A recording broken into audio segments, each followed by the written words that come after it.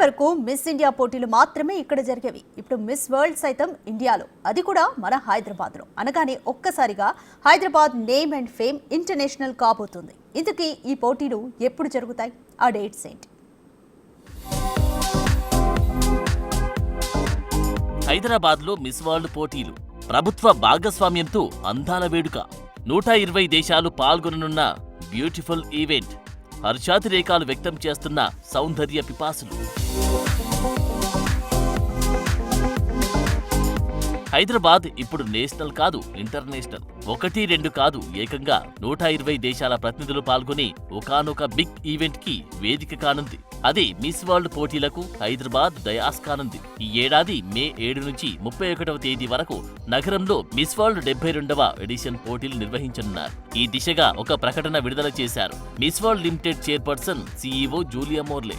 ఈ ప్రకటన తెలంగాణ పర్యాటక కార్యదర్శి స్మితా సబర్వాల్ తో కలిసి బుధవారం నాడు సంయుక్తంగా విడుదల చేశారు. Beauty with a purpose caption తో నిర్వహించనున్న ఈ పోటీల ప్రారంభ ముగింపు గ్రాండ్ ఫినాలే వేడుకలకు వేదికగా నిలవనుంది హైదరాబాద్. తెలంగాణ ప్రభుత్వంతో కలిసి హైదరాబాద్ లో ప్రపంచ సుందరి పోటీలు నిర్వహించేందుకు తామెంతో ఆసక్తిగా ఎదురుచూస్తున్నామన్నారు జూలియా మోర్లే. గొప్ప సంస్కృతి, వారసత్వం, అద్భుత ఆతిథ్యం అందించే తెలంగాణ ప్రభుత్వంతో కలిసి నిర్వహించే ఈ పోటీలు ప్రపంచవ్యాప్త సౌందర్య ఆరాధకులకు గొప్ప అనుభూతిని పంచనున్నాయన్నారు జూలియా.